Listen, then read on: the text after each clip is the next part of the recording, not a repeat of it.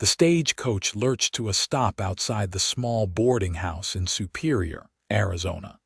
And when the door swung open, Grace Vandermeer tumbled out into the January cold more than stepped, her hands wrapped in blood-stained cloth and her eyes wide with something that looked like terror worn down to exhaustion.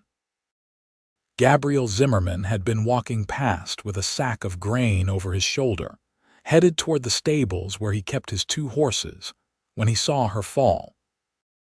He dropped the grain without thinking and caught her before she hit the frozen ground, feeling how she flinched at his touch even as her legs gave out beneath her.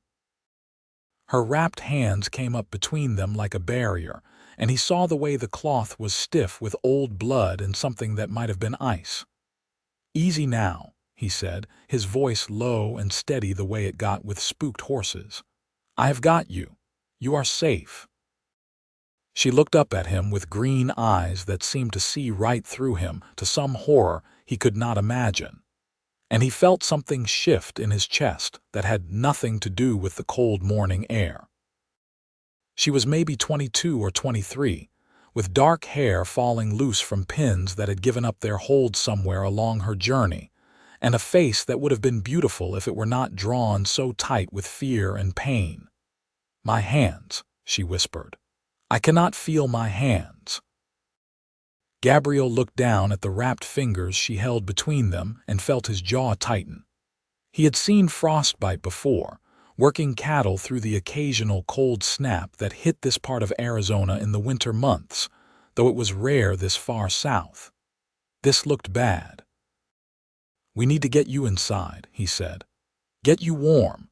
Can you walk if I help you?" She nodded, but when he tried to guide her toward the boarding house, she pulled back. "No money," she said. "I spent everything on the stage fare. I cannot pay for a room." Gabriel did not hesitate. "I have a place. It is not much, but it is warm and it is safe. Will you let me take you there?" The fear in her eyes deepened, and he understood. A strange woman alone with a strange man in a territory where the law was often just a suggestion. He had seen enough in his 30 years to know what she was thinking. "Mrs. Chen, who runs the general store, is my neighbor," he said quietly. "She will come sit with you if that makes you feel safer, but those hands need tending now, not later." Something in his voice must have convinced her, because she nodded again, this time with less hesitation.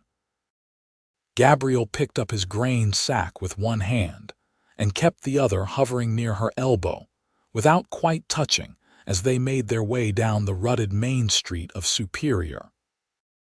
The town was small even by frontier standards, a mining settlement that had sprung up in the shadow of the mountains where copper ran rich through the rock. Most of the buildings were rough timber construction, built quick and functional, but Gabriel had taken his time with his small house at the edge of town. He had built it himself over the course of 2 years, thinking maybe someday he would have a family to put in it. That dream had grown dusty lately, but the house was still solid and warm. He pushed open the door and felt the heat from the banked fire roll out to meet them. Grace made a small sound that might have been relief or might have been pain as she stepped inside. Gabriel dropped the grain sack and moved to stoke the fire, building it up until the flames crackled high. "Sit here," he said, pulling his one good chair close to the hearth. "Not too close yet. We need to warm you slow." She sat carefully, still cradling her wrapped hands. Now that they were in better light, Gabriel could see the rest of her. Her traveling dress was good quality but worn thin in places, and there was a tear along one sleeve that looked fresh. Her boots were meant for city streets, not frontier travel, and he could see where the leather had cracked from hard use. "I am going to get Mrs. Chen," he said, "and some supplies. Do not put your hands near the fire yet, no matter how much you want to. Promise me." "I promise," Grace said, and her voice was so small it made his chest ache.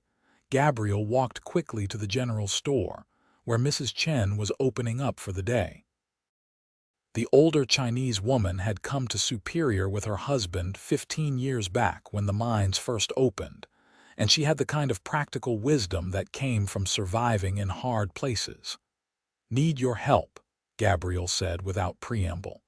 Woman came in on the stage with frostbite. "She is at my place and she is scared. Will you come?" Mrs. Chen was already untying her apron. "Get willow bark, clean cloth, and that tin of salve I made last month, the one with comfrey. Then fill a basin with cool water, not warm. You know about frostbite, some," Gabriel said. "Seen it in cattle. People are not so different," Mrs. Chen said. "Warm them too fast and you do more damage. We go slow, we save the fingers maybe." They gathered the supplies and walked back to Gabriel's house together. Grace had not moved from the chair, but she looked up when they entered, and some of the tension went out of her shoulders when she saw Mrs. Chen. "This is Mrs. Chen," Gabriel said. "She knows healing. She is going to help with your hands." Mrs. Chen set down her basket and knelt in front of Grace with a gentleness that belied her practical manner. "Let me see, child." Grace held out her hands, and Mrs. Chen began to unwrap the stained cloth with careful fingers. Gabriel had to turn away when the wrappings came off, and he saw the damage underneath. The tips of several fingers were blackened, and the flesh was swollen and weeping. Grace made no sound, but he saw her bite down on her lower lip hard enough to draw blood.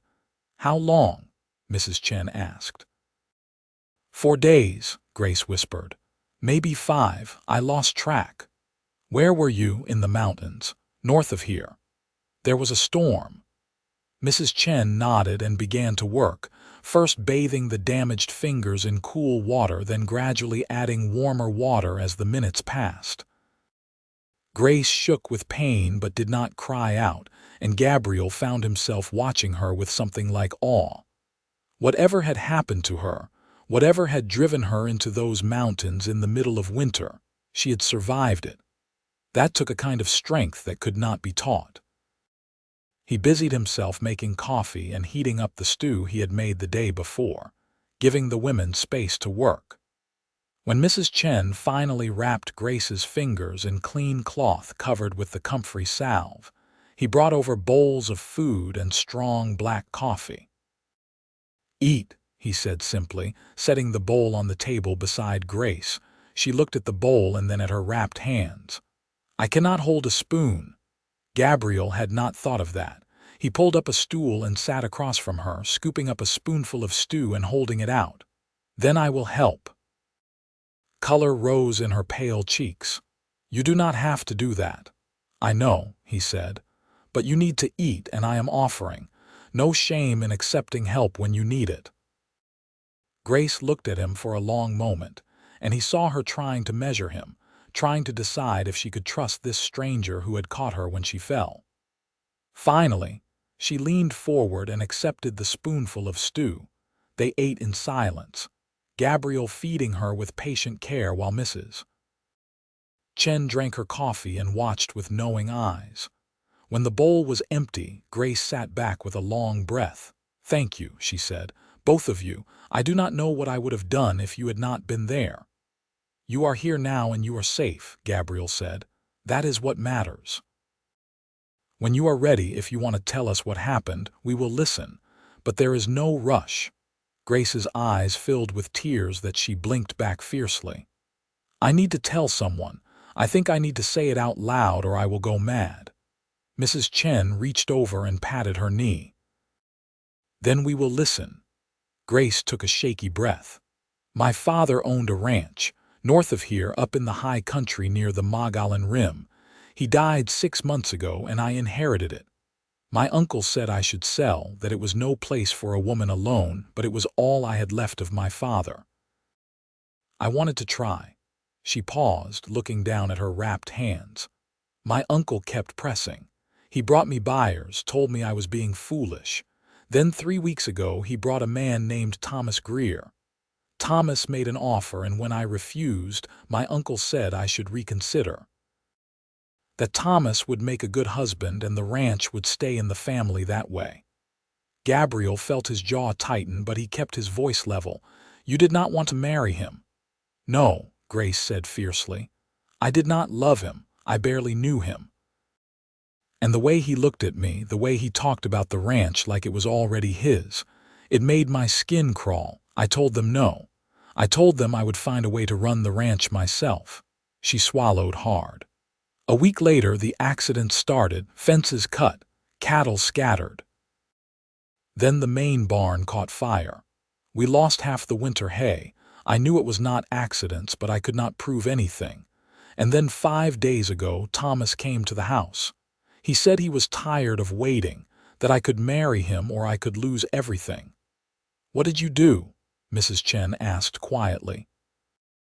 "I ran," Grace said simply. "I packed what I could carry, took my father's rifle and his old mare, and I rode south. I thought if I could get to Flagstaff or Prescott, somewhere with law that would listen, I could find help. But the storm came that first night and I got turned around in the snow. The mare went lame and I had to leave her. I walked for 2 days before I found a prospector's cabin. It was abandoned, but there was wood for a fire. I stayed there for 2 days, trying to warm up, trying to figure out what to do." Her voice dropped to a whisper. "My fingers were already black by then. I knew I had to keep moving or I would die there, so I walked again. I do not know how long. Finally, I found a road and a freight wagon picked me up. The driver brought me to Show Low, and I used the last of my money for the stage to hear. I chose Superior because it was the first place far enough south that Thomas would not think to look. I thought maybe I could find work, start over." She looked up at Gabriel with those haunted green eyes. "I did not expect kindness. I have not seen much of that lately." Gabriel felt something settle in his chest, a determination that was almost physical. "You have got it now," he said. "And you have got a place to stay until you are healed and you figure out what comes next. I am not going to throw you out on the street." "I cannot pay you," Grace said again. "I am not asking you to," Gabriel replied. "Consider it an investment in basic human decency. We are in short supply out here sometimes." Mrs. Chen stood up and began gathering her things. "I will come back tomorrow to change the dressings. You keep those hands clean and wrapped. No heavy work. Sleep and food and warmth, that is what you need now."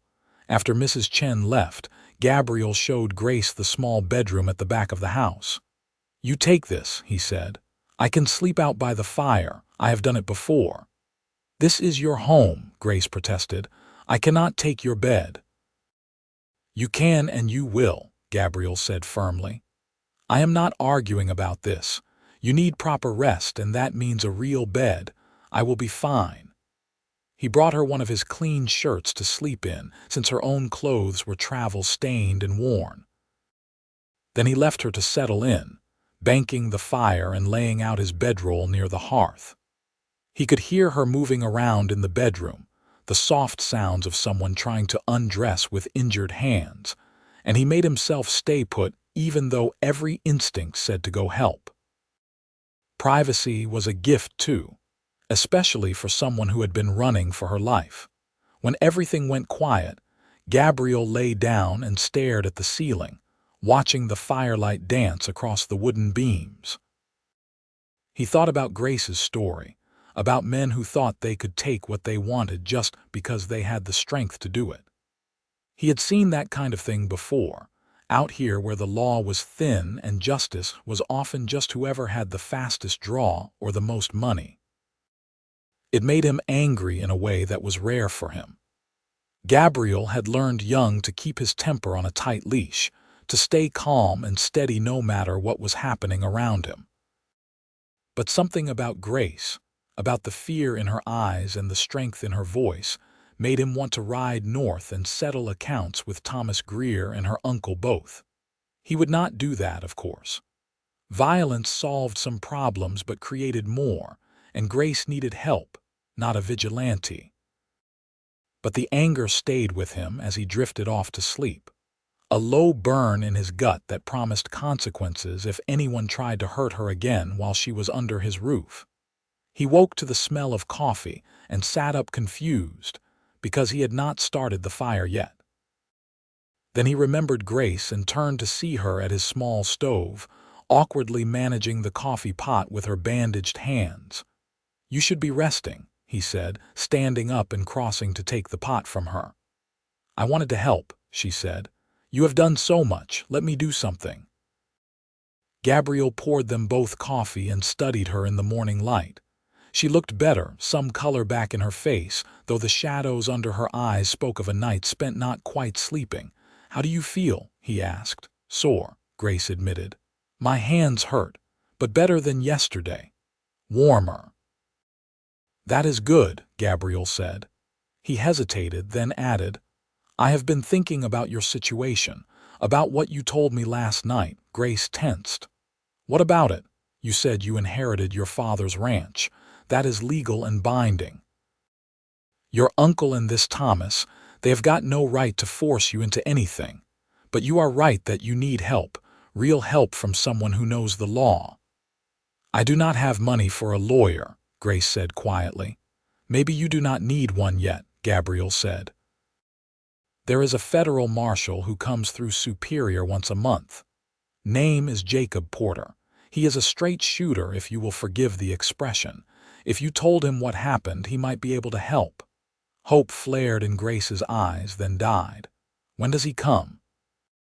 "Usually around the 20th, so a couple weeks yet."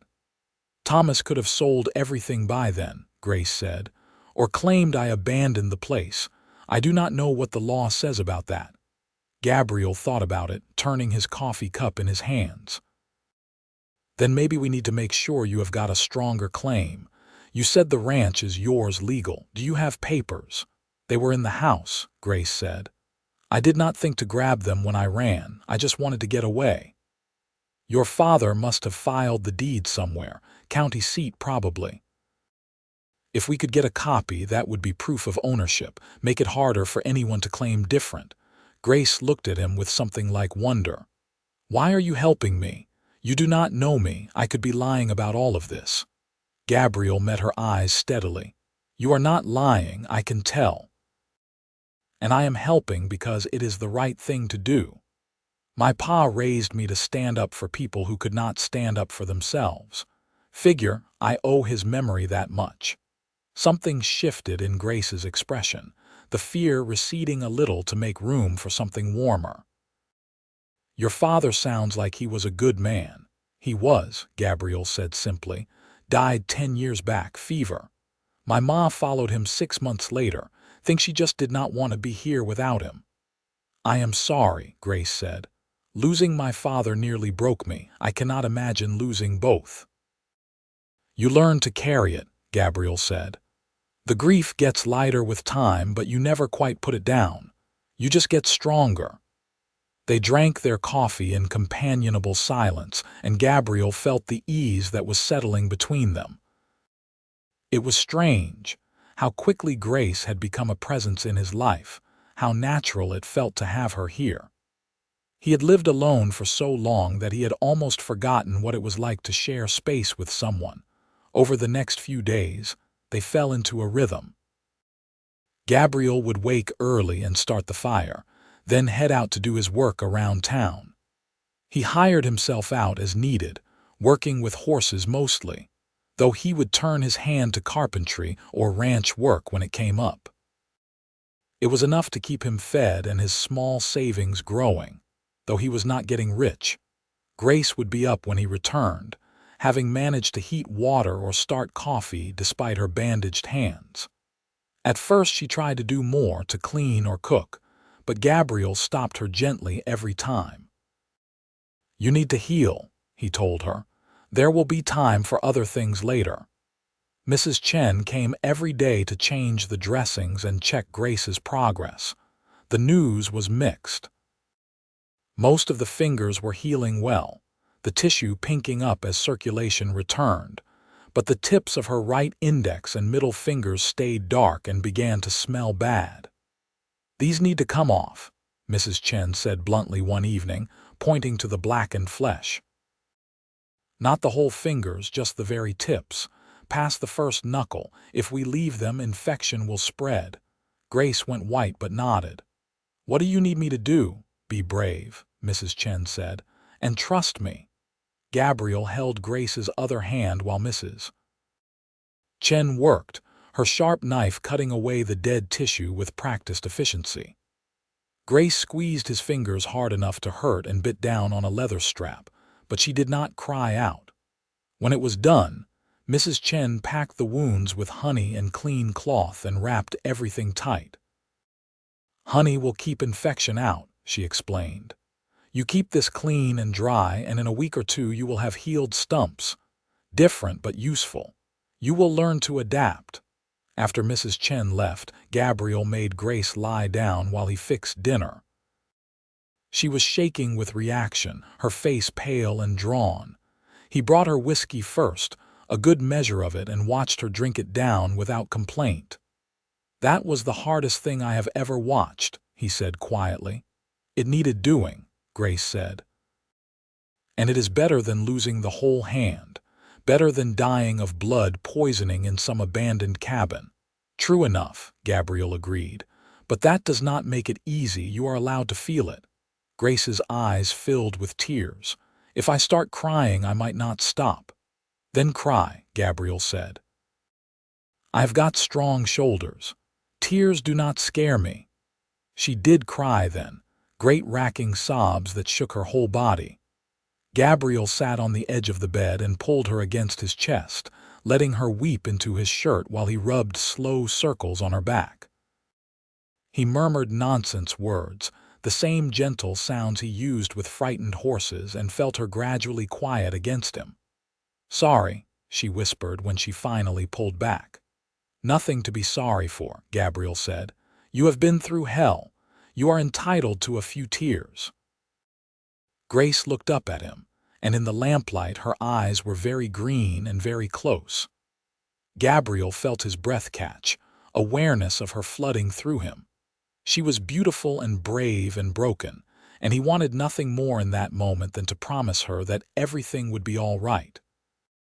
But he could not promise that, because life did not work that way. So instead he squeezed her shoulder gently and stood up. "I will bring you some stew," he said. "You need to eat something."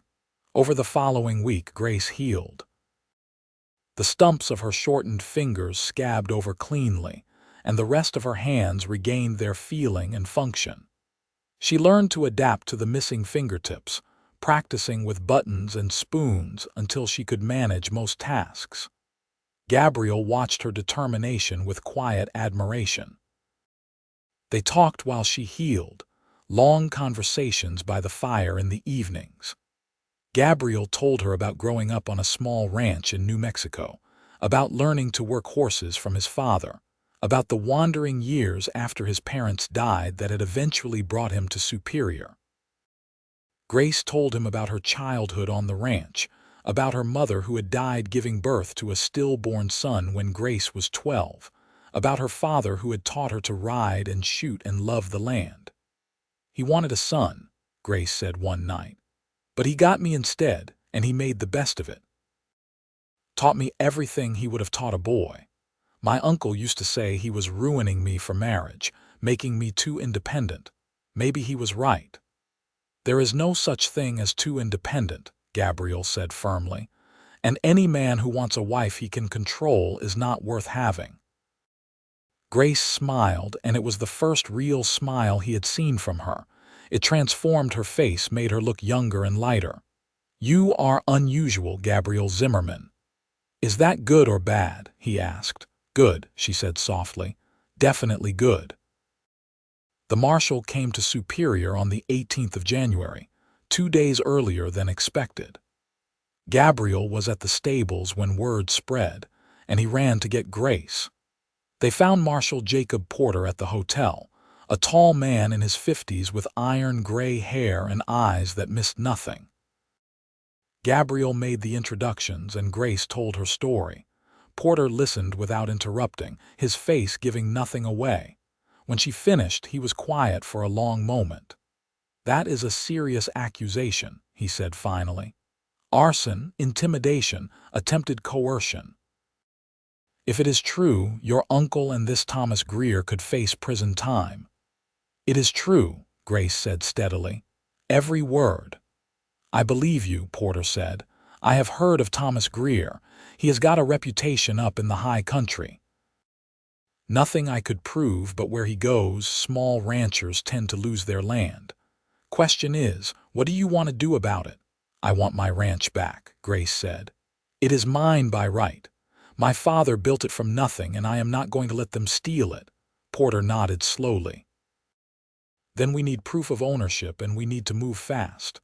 "Where did your father file his deed?" "Prescott," Grace said.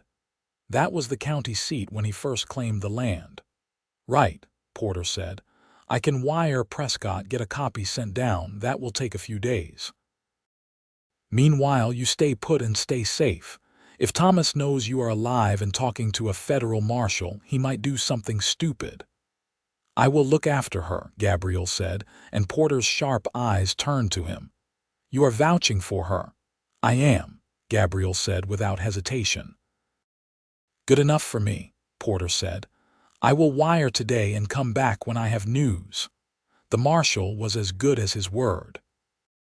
3 days later, he returned with a telegram from Prescott confirming that Marcus Vandermeer had filed a homestead claim in 1878 and received full title to 320 acres in 1883. The deed listed Grace Vandermeer as sole heir upon her father's death. "It is ironclad," Porter said, handing Grace the telegram. "That ranch is yours, no question. Now we need to figure out how to get it back." "I could ride up there with you," Gabriel offered. "Make sure there is no trouble." Grace looked at him, and he saw the fear and the hope warring in her eyes. "It is not your fight." "Maybe not," Gabriel agreed, "but I am making it mine anyway if you will have me." "I would be grateful," Grace said quietly. They left 2 days later, Grace and Gabriel and Marshal Porter, riding north toward the high country. Grace rode one of Gabriel's horses, a steady mare named Bella who did not spook easy. Her hands were healed enough to manage the reins, though Gabriel noticed how she favored her right hand with its shortened fingers. The journey took 3 days, following rough roads up into the mountains where the air turned cold and patches of snow still clung to the shaded hollows. Grace grew quieter as they traveled, tension drawing her shoulders tight. Gabriel rode close beside her, offering silent support with his presence. They reached the Vandermeer ranch on a cold afternoon in late January. It was a good spread. Gabriel could see that right away.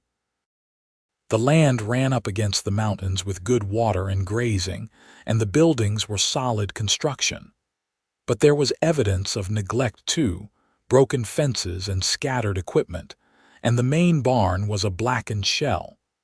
A man came out of the house as they rode up, a rifle in his hands. He was maybe 45, with Grace's dark hair and the kind of face that might have been handsome if it were not set in hard lines. "Grace," he said, and his voice was cold. "I thought you were dead. We looked for you."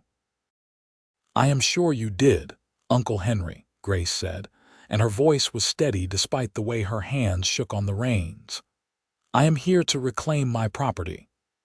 A second man emerged from the house, younger and broader, with pale eyes that fixed on Grace with an intensity that made Gabriel's jaw tighten.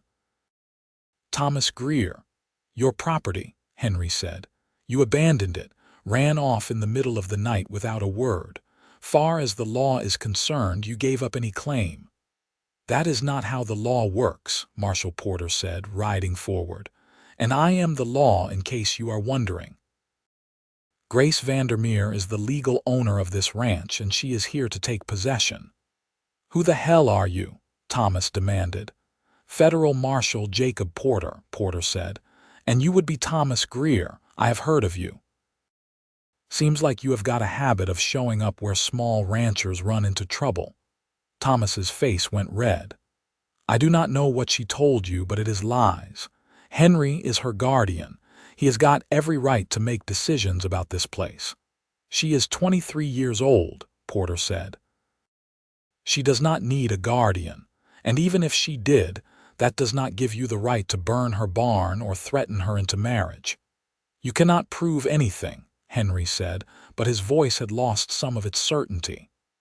Maybe not yet, Porter agreed, but I am going to look into it real thorough. Meanwhile, Grace is taking possession of her property and you two are leaving. Right now. Like hell, Thomas said, and he started to raise his rifle. Gabriel was off his horse before the gun cleared Thomas's hip, crossing the distance in 3 long strides. He hit Thomas hard, driving his shoulder into the other man's gut and sending them both crashing to the ground. The rifle went flying, and Gabriel pinned Thomas down with a knee on his chest. Stay down, Gabriel growled. I do not want to hurt you, but I will if I have to. Thomas struggled for a moment, then went still, glaring up at Gabriel with pure hatred. Who the hell are you? Someone who does not like bullies, Gabriel said. Porter had his own gun out now, pointed at Henry. Drop the rifle, slow and easy. Henry looked at the marshal, at Thomas pinned under Gabriel, and at Grace sitting straight and proud on her horse. Something in his face crumpled. I was trying to help you, he said to Grace. Your father left you a burden you could not carry. I thought if you married Thomas, you would be taken care of. You thought you would get a cut of the sale, Grace said flatly. Do not pretend this was about protecting me. You wanted money and you did not care what you had to do to get it. Henry flinched, but he did not deny it. He set down the rifle and stepped back, hands raised. Porter kept his gun steady. Here is what is going to happen. You two are going to pack your things and clear out. If I find out you have been anywhere near this property again, I will arrest you for trespassing. And I am going to be looking into those fires and cut fences. If I find proof, and I think I will, you will both be facing criminal charges. Understood? Understood, Henry said quietly. Thomas said nothing, just stared up at Gabriel with murder in his eyes. Gabriel met that stare without flinching until Thomas finally looked away. They let Thomas up, and the 2 men went into the house to gather their belongings. Gabriel stayed close to Grace, watching her face as she looked around her childhood home. He could see the memories there, the grief and the anger and the fierce determination. You all right? He asked quietly. I will be, Grace said, once they are gone. It took an hour for Henry and Thomas to pack. They left on horseback, Thomas shooting one last venomous look at Grace before he rode away. Porter watched them go, then turned to Grace. I meant what I said. I am going to investigate, see if I can make charges stick, but even if I cannot, they will think twice before bothering you again. Thank you, Grace said. For everything. Porter tipped his hat. Just doing my job, you take care now, and if you have any more trouble, you send word. After the marshal left, Grace and Gabriel stood in the yard looking at the ranch. The house needed repairs, and the burned barn would have to be rebuilt, and there was work enough for 2 people for a year or more. But it was hers, truly hers, and Gabriel could see the way she stood a little straighter knowing it. What will you do now? Gabriel asked, though part of him dreaded the answer. Grace turned to look at him, and there was something in her eyes that made his heart beat faster. I do not know. I cannot run this place alone. I do not have the money to hire help, and even if I did, I do not know enough about ranching to manage it. My father did most of the hard work. I just helped. You could sell, Gabriel said carefully. Get a fair price this time, start over somewhere else. I could, Grace agreed.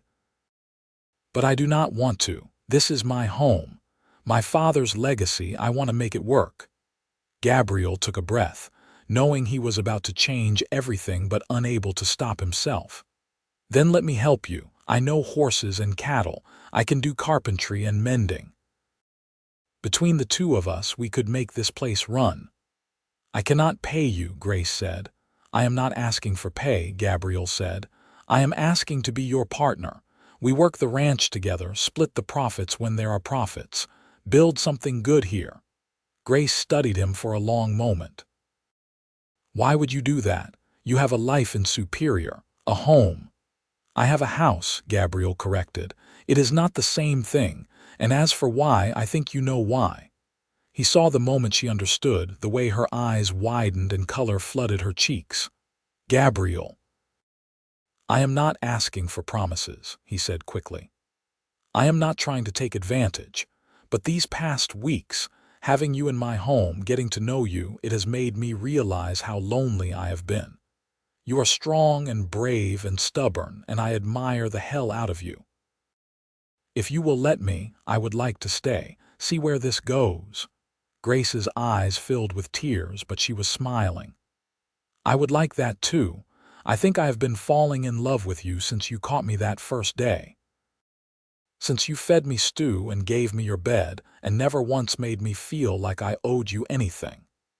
You have been kind when I needed kindness, and patient when I needed patience, and I cannot imagine doing this without you now." Gabriel felt something expand in his chest, a warmth that had nothing to do with the weak winter sun. He reached out and took her hand, the one with the shortened fingers, and brought it to his lips. "Then we will do it together," he said. They spent the rest of that day assessing what needed to be done. The house was in decent shape, though it needed cleaning after Henry and Thomas's occupation. The barn was a total loss, but the stables and the smaller outbuildings were intact. Most of the cattle had been scattered or sold off, but they found a dozen head grazing in the far pasture, and Grace thought there might be more in the hills. That night they slept in the house, Gabriel insisting that Grace take her old room while he made up a bed in what had been her father's study. It felt strange, being in this place that was so full of her history, but it also felt right in a way Gabriel could not quite explain. Over the next weeks, they fell into a new rhythm. Gabriel rode to the neighboring ranches, introducing himself and asking about cattle that might have wandered over from the Vandermeer spread. Most folks were friendly enough once they understood the situation, and word spread that Grace was back and the ranch was operating again. They found more of the scattered herd, bringing the count up to 30 head. It was not much, but it was a start. Gabriel used some of his savings to buy lumber, and they began the slow work of rebuilding the barn. Grace worked alongside him despite her injured hand, learning to hammer nails and haul boards. In the evenings they would sit by the fire, tired and sore but satisfied. They talked about plans for the ranch, about buying more cattle in the spring, about breeding Gabriel's horses. They talked about their pasts and their hopes, and slowly, carefully, they built something new between them. Gabriel found himself watching Grace when she did not notice, admiring the way the lamplight caught in her dark hair, the way she bit her lip when she was concentrating, the way she laughed at his terrible jokes. He had never felt this way about anyone, this combination of desire and respect and simple joy in her presence. One night in early March, they were sitting on the porch watching the stars when Grace reached over and took his hand. "I need to tell you something," she said quietly. Gabriel's heart stuttered. "What is it?" "I love you," Grace said simply. "I know we have not known each other long, and I know there is a lot of work ahead of us, but I needed you to know. You have given me back my life, my home, my hope. You have been patient and kind and strong, and I love you for it." Gabriel turned to face her fully, reaching up to cup her cheek with his free hand. "I love you too. Have since you fell into my arms that first day, I think. Took me a while to understand it, but it is true. You are the bravest person I know, and the most beautiful, and I want to spend the rest of my life making you happy if you will let me." Grace leaned into his touch, and then she was kissing him, soft and sweet and full of promise. Gabriel kissed her back, pouring everything he felt into the connection between them. When they finally pulled apart, both breathing hard, Grace rested her forehead against his. "Ask me," she whispered. Gabriel knew what she meant. He pulled back enough to look into her eyes. "Grace Vandermeer, will you marry me? Will you let me be your partner in all things, not just this ranch but your whole life? I promise to stand by you, to work beside you, to love you until my last breath." "Yes," Grace said, and she was crying and laughing at the same time. "Yes, Gabriel. 1,000 times yes." They were married in Superior 6 weeks later, on a bright April morning with wildflowers blooming across the desert.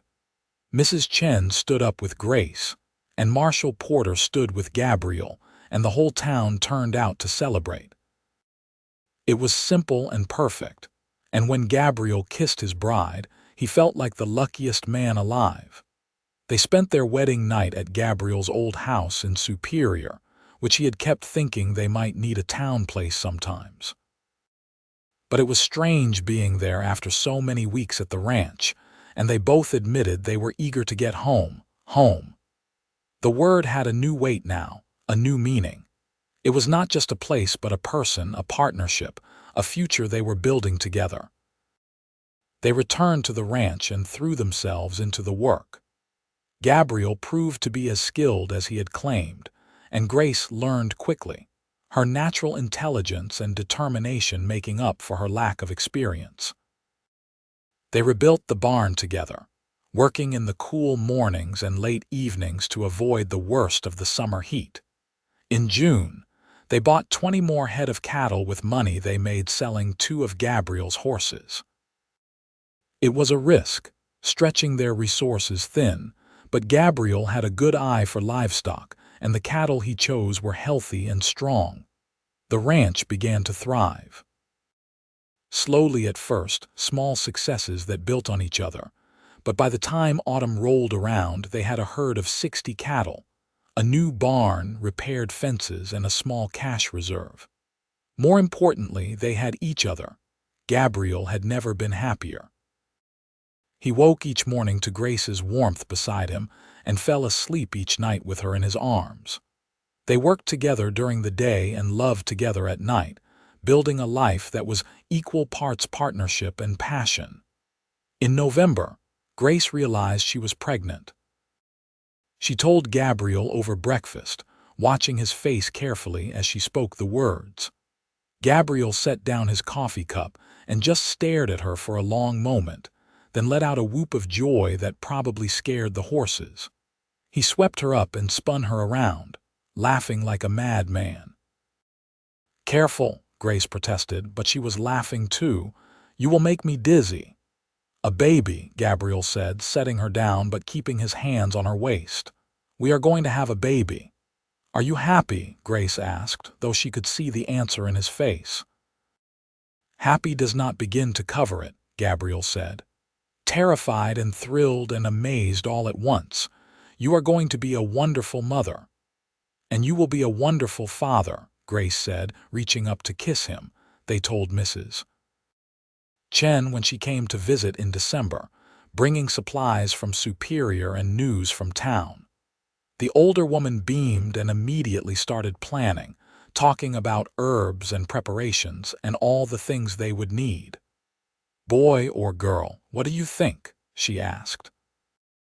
"Does not matter," Gabriel said, his arm around Grace's shoulders. "Long as they are healthy and Grace comes through all right." The winter was hard, but they weathered it together. Grace grew round with the baby, and Gabriel became fiercely protective, insisting she rest more and work less.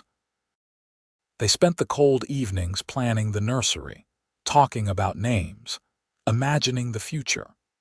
Their son was born on a warm evening in June of 1888, after a labor that lasted most of the day and left Gabriel pacing holes in the floor while Mrs. Chen and Grace worked in the bedroom. When the baby finally cried, strong and loud, Gabriel felt tears stream down his face. Mrs. Chen brought him in to see his wife and child. Grace looked exhausted but radiant, cradling a tiny bundle against her chest. Gabriel sat carefully on the bed beside her and looked down at his son's red, wrinkled face. "He is perfect," Gabriel whispered. "He is," Grace agreed. "What should we call him?" They had discussed names, but nothing had felt quite right. Now, looking at this new life they had created, Gabriel knew. "Marcus, after your father, if that is all right with you." Grace's eyes filled with tears. "It is more than all right. Marcus Gabriel Zimmerman, he would have loved that." Little Marcus was a good baby, sleeping and eating well, growing strong under his parents' watchful care. Gabriel discovered a tenderness in himself he had not known existed, a fierce love for this tiny person who depended on them for everything. The ranch continued to prosper. They hired a hand in the fall, a young man named Peter who had come west looking for work and proved himself reliable. With the extra help, they were able to expand the herd again, and Gabriel started breeding his horses in earnest. By Marcus's second birthday, the Vandermeer Zimmerman Ranch, as they had renamed it, was one of the most successful small operations in the territory. They had built a reputation for quality stock and fair dealing, and buyers came from as far as Prescott to look at their animals. Grace bloomed in her role as wife, mother, and rancher. The frightened woman who had fallen off the stage with frostbitten fingers and terror in her eyes was gone, replaced by someone confident and capable. Gabriel loved watching her work, loved the way she handled the business side of the ranch with the same determination she brought to everything. In the spring of 1890, Grace told Gabriel she was pregnant again. This time there was no surprise, just quiet joy as they prepared to expand their family. Their daughter was born in December, a tiny thing with Gabriel's dark hair and Grace's green eyes. They named her Sarah after Gabriel's mother, and she was as different from Marcus as night from day. Where her brother had been easy, Sarah was demanding, crying often and sleeping little. But Gabriel walked the floor with her at night, singing the old songs his mother had taught him, and Grace nursed her with patient love. The years rolled on, marked by the changing seasons and the growth of their children. Marcus grew tall and strong, learning to ride almost before he could walk. Sarah developed a stubborn streak a mile wide and a laugh that could light up a room. In 1893, they had another son, Daniel, and in 1896, twin girls they named Emma and Alice. The house that had once held just Grace and her father now rang with children's voices. They added rooms as the family grew, Gabriel's carpentry skills put to good use. The ranch expanded too, stretching to over 1,000 acres as they bought neighboring parcels. Through it all, Gabriel and Grace remained partners in every sense. They made decisions together, worked together, loved together. There were hard times, years when the weather did not cooperate or the market for cattle bottomed out, but they weathered those storms as they had weathered everything else, side by side. Gabriel still remembered sometimes that first day, catching Grace as she fell, seeing the fear and pain in her eyes. He remembered her frostbitten fingers, the careful patience of warming her hands, the gentle words that had soothed her terror. Those early days felt like a lifetime ago now, but they had laid the foundation for everything that came after. On their 10th anniversary, Gabriel gave Grace a gift he had been working on for months. It was a painting, rendered by a traveling artist from a photograph Gabriel had commissioned. It showed the ranch as it looked now, the rebuilt barn and the neat fences and the cattle grazing in the pasture. But in the foreground were Grace and Gabriel, standing together with their children around them. Grace cried when she saw it, the happy tears that came easy now that the hard years were behind them. "It is beautiful," she said. "It is us. Everything we have built. Everything you saved," Gabriel corrected gently. "This was your father's dream and you refused to let it die. I just helped." "We helped each other," Grace said, taking his hand. The hand with the shortened fingers, the physical reminder of how far they had come. "That is what we do." That night, after the children were asleep, they sat on the porch as they had on so many nights before. The stars were bright overhead, and somewhere in the distance a coyote called. Gabriel had his arm around Grace, and she leaned into him with the ease of long familiarity. "You ever regret it?" Grace asked quietly. "Giving up your life in Superior to come here?" "Never," Gabriel said without hesitation. "That was not a life, it was just existing. This, what we have built together, this is living. You and the children, the ranch, all of it. I would not trade a single moment."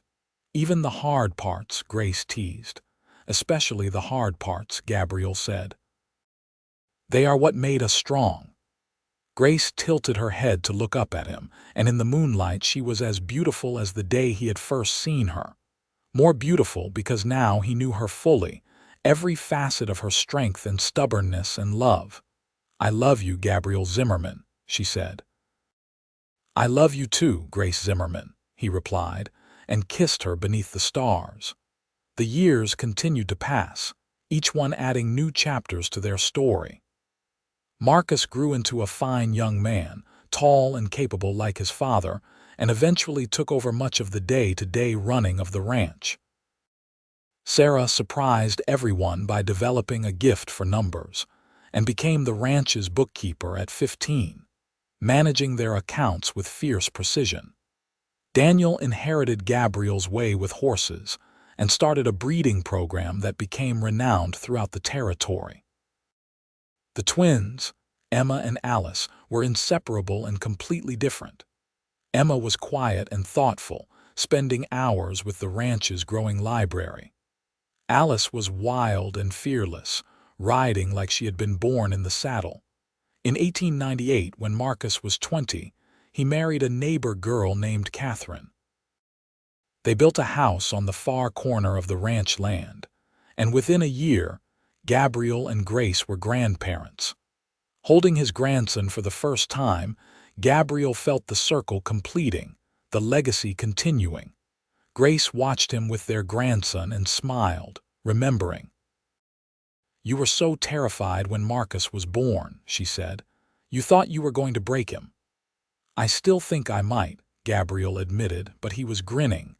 "But at least now I know they are tougher than they look." They had weathered so much together. Droughts and floods, sick cattle and broken bones, the death of Mrs. Chen in 1895 which had grieved them both deeply. They had celebrated weddings and births, watched their children grow, built something that would outlast them. But through it all, the core of it remained the same. Gabriel and Grace, partners and lovers, bound together by choice and commitment, and a love that had only deepened with time. On a warm evening in June of 1900, they sat on the porch again, grandparents now, watching the sunset paint the mountains gold. They were both graying, Gabriel's dark hair shot through with silver, Grace's once black locks fading to steel. Gabriel's hands were scarred from years of hard work, and Grace still favored her right hand with its missing fingertips, but they were happy. Deeply, contentedly happy in a way that came from building a life together, from facing challenges and overcoming them, from choosing each other every single day. "You remember the first thing you ever said to me?" Grace asked, her head on Gabriel's shoulder. Gabriel thought back, reaching for the memory. "Easy now, I have got you, you are safe." "You did," Grace said softly. "You had me and you kept me safe, not just that day but every day since. You warmed my frostbitten fingers with such patience. You warmed my fear with gentle words and gentle actions. You gave me back my life." "You gave me mine," Gabriel countered. "I was just going through the motions before you. You made me want to live again, really live. Made me believe in love and partnership and family." Grace lifted her head to look at him, and her green eyes were as bright as they had been that first day. "We saved each other." "We did," Gabriel agreed, "and we built something beautiful." They sat in comfortable silence, watching the light fade and the first stars appear. Inside the house, they could hear their children and grandchildren, the sounds of family and life in continuity.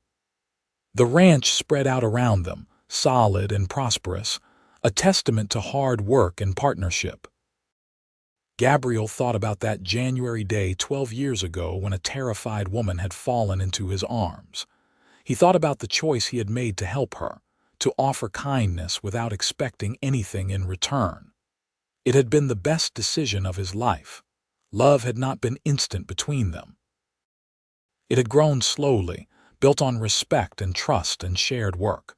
But once it had taken root, it had become the foundation of everything. Gabriel knew, with the certainty of decades, that he would love Grace Vandermeer Zimmerman until his dying breath and beyond. "What are you thinking?" Grace asked, reading his expression. "That I am the luckiest man alive," Gabriel said simply. "That you are the best thing that ever happened to me, that I would do it all again in a heartbeat." Grace smiled and kissed him, soft and sweet. "Good answer." They stayed on the porch until the stars were fully out, wrapped in each other's warmth and the glow of a life well lived.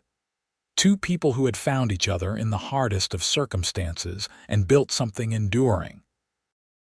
Two people who had chosen love and partnership and stubborn determination, and who would continue to choose it every day for as long as they had.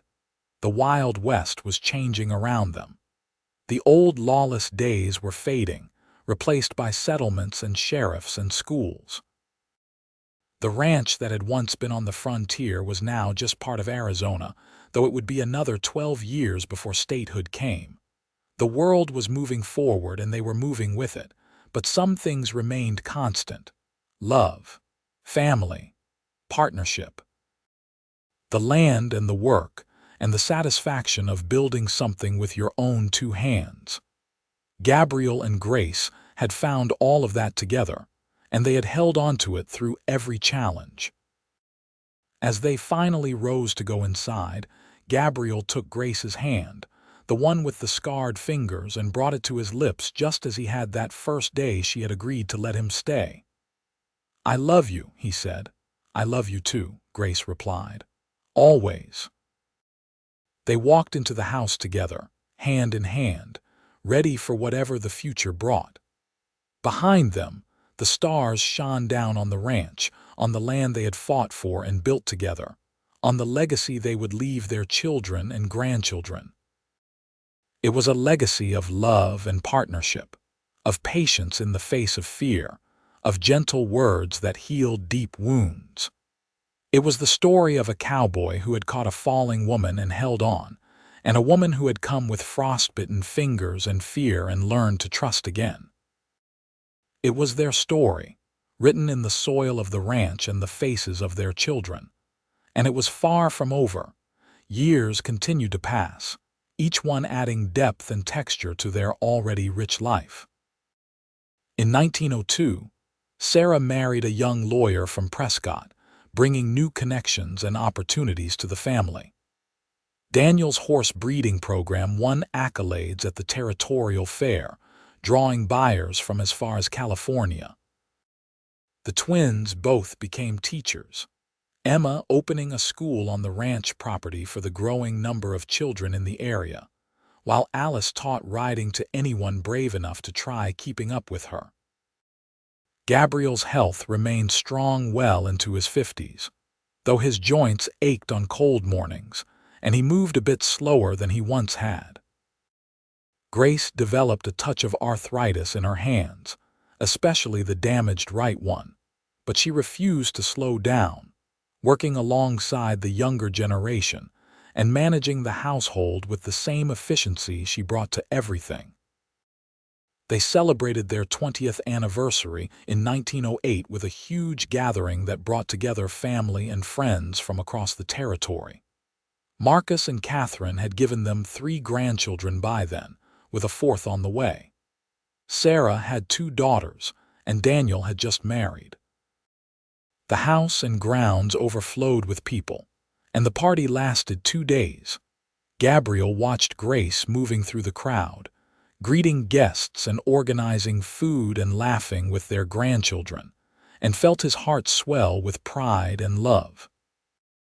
She had aged beautifully, her face lined with laugh lines and sun exposure, her body still strong from decades of ranch work. She caught him looking and smiled, and he saw in her eyes the same love that had grown between them all those years ago. "Happy anniversary," she mouthed across the crowd. "Happy anniversary," he mouthed back. That night, after everyone had left or gone to bed, they took their customary seats on the porch. The tradition had held for 20 years now, this quiet time together under the stars. It was sacred to both of them, a chance to reconnect and remember and simply be together. 20 years, Grace said softly. It feels like both forever and no time at all. "I know what you mean," Gabriel said. "I can remember that first day like it was yesterday.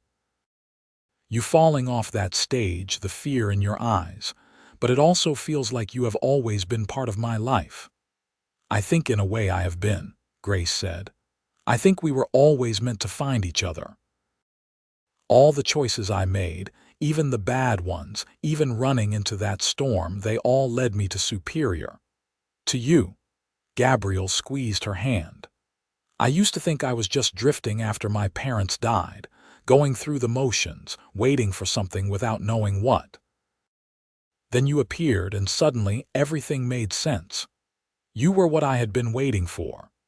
They sat in comfortable silence, listening to the night sounds of the ranch, cattle lowing in the distance, horses moving in the stable, an owl calling from the big cottonwood tree by the creek.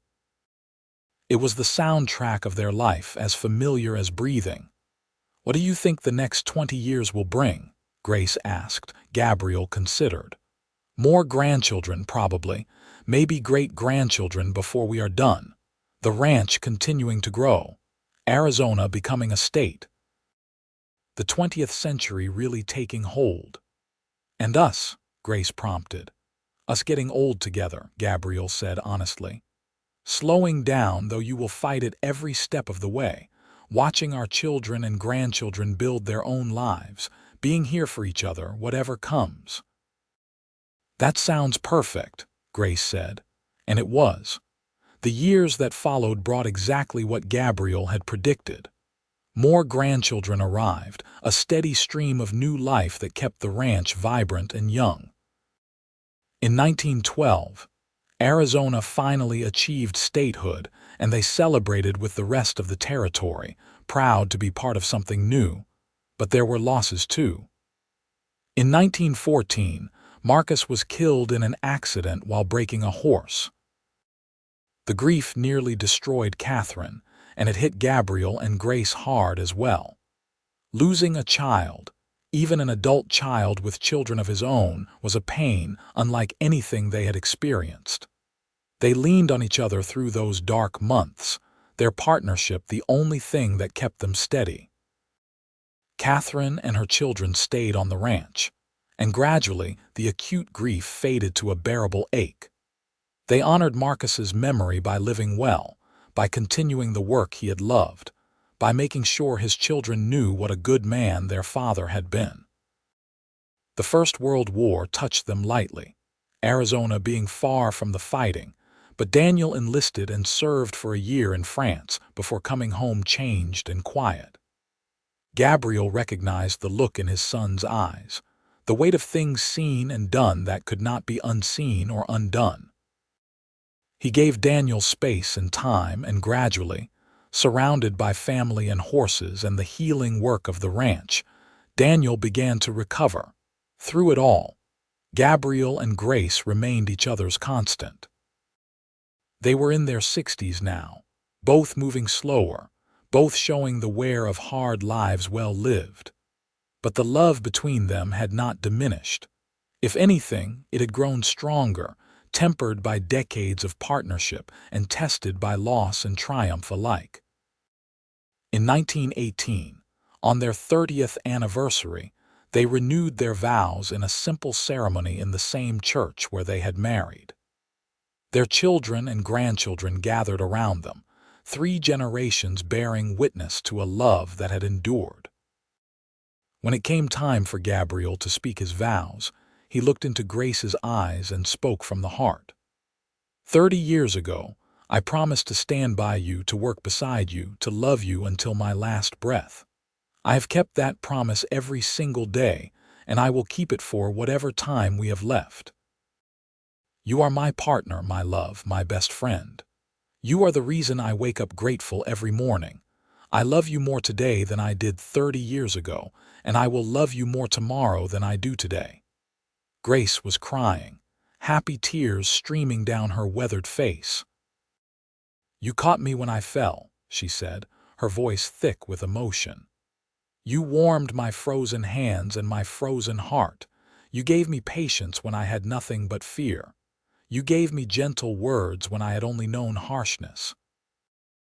You gave me love and a home and a family and a life beyond anything I could have imagined. I promise to love you for whatever time we have left and to meet you again when this life is done.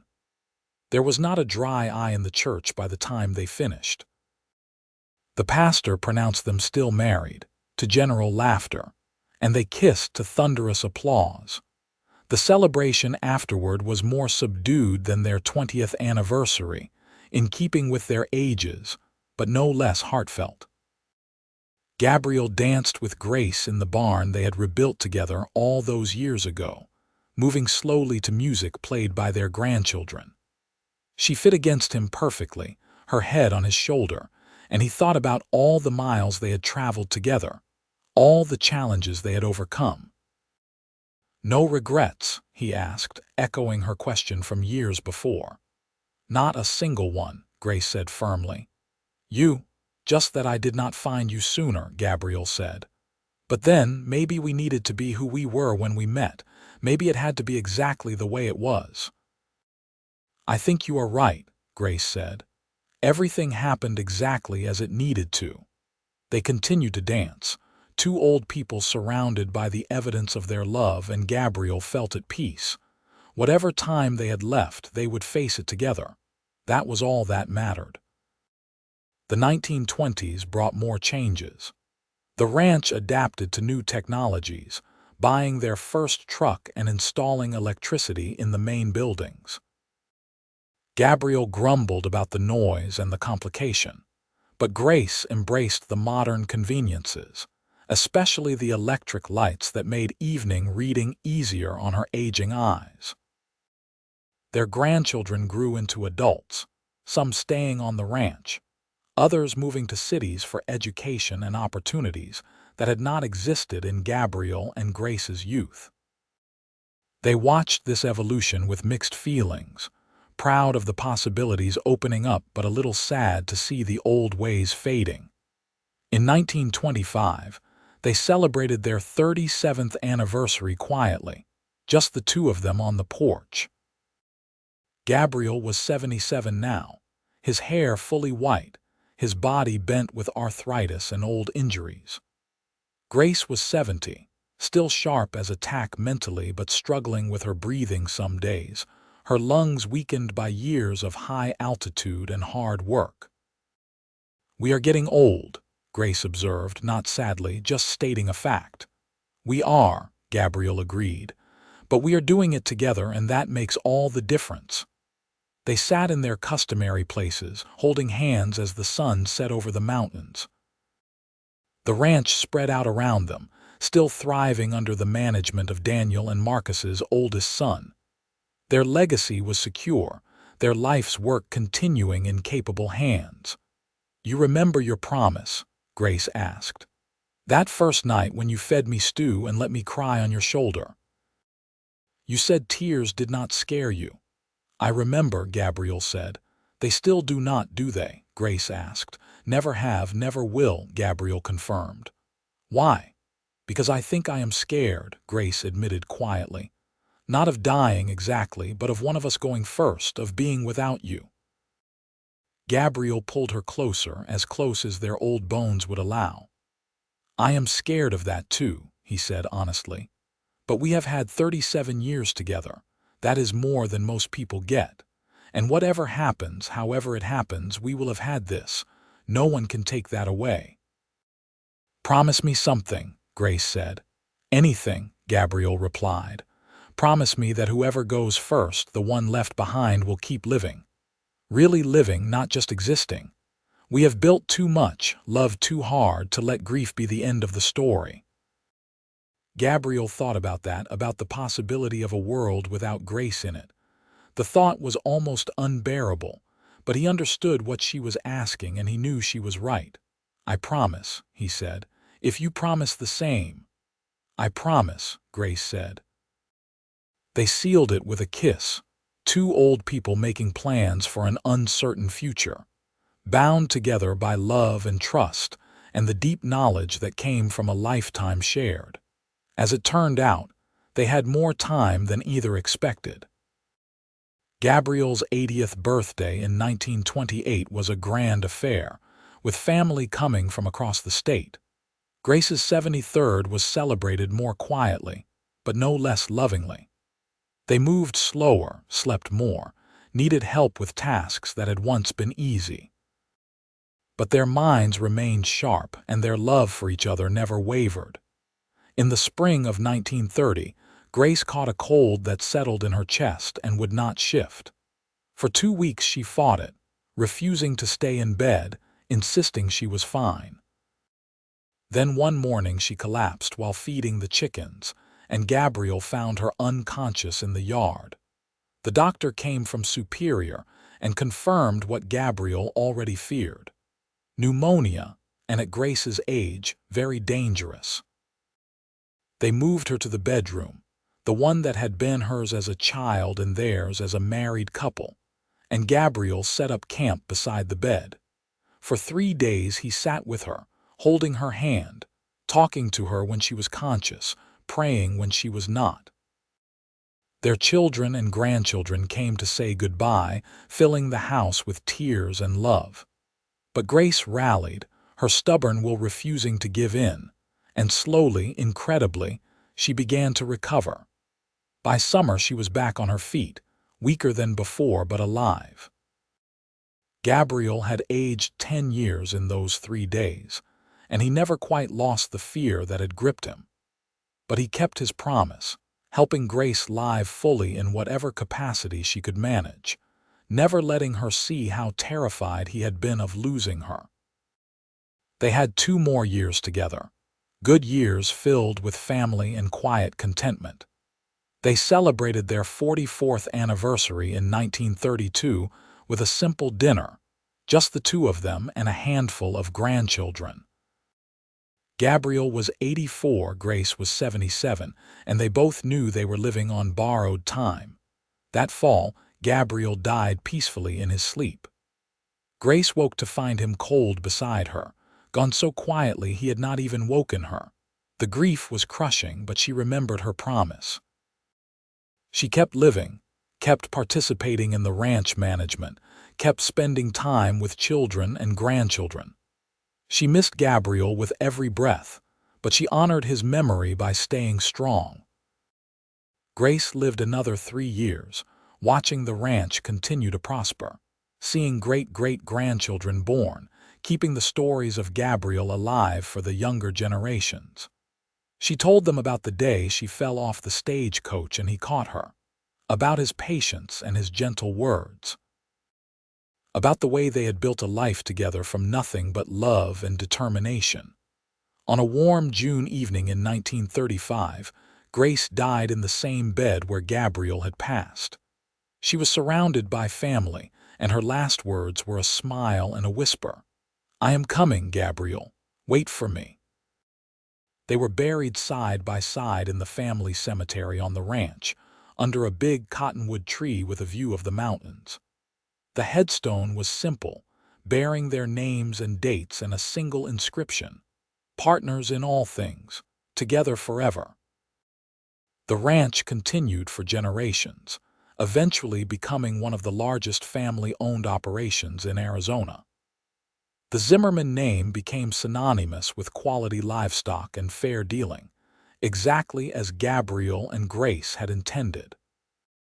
Their children and grandchildren and great-grandchildren told and retold the story of how it all began, of a terrified woman with frostbitten fingers and a patient cowboy who had warmed both with gentleness and love. It became a family legend, the foundation story that explained who they were and where they came from.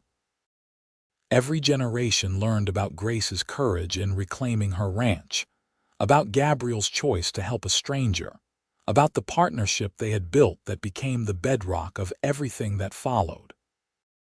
And on quiet evenings when the work was done and the family gathered, someone would always propose a toast.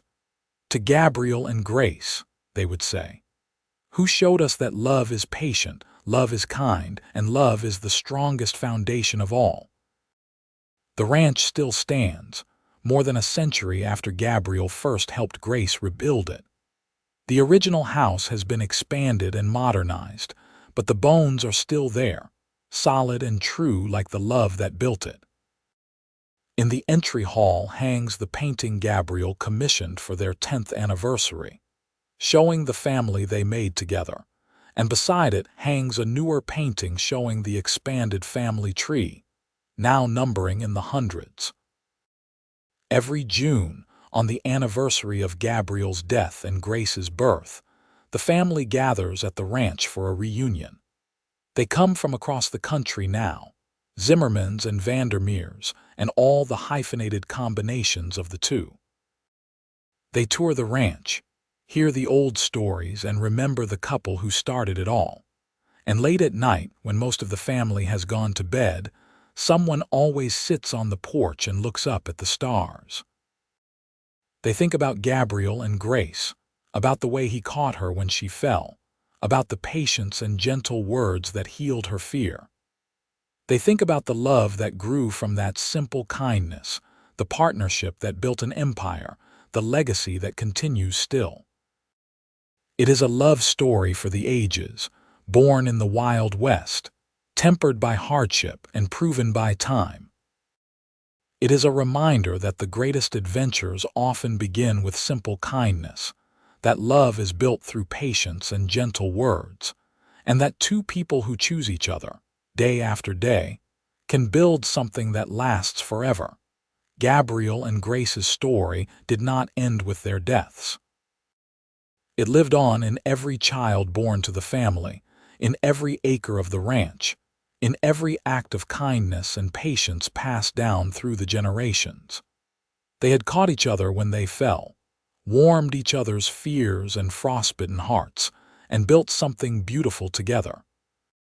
And that, in the end, is what love is. Not just a feeling, but a choice made daily. Not just passion, but patience.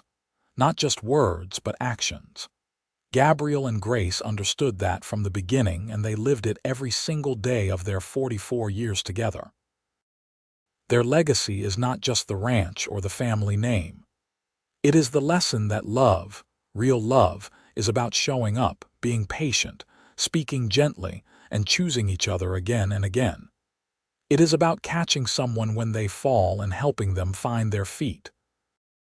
It is about warming frozen hearts with kindness and building something lasting from the ashes of fear.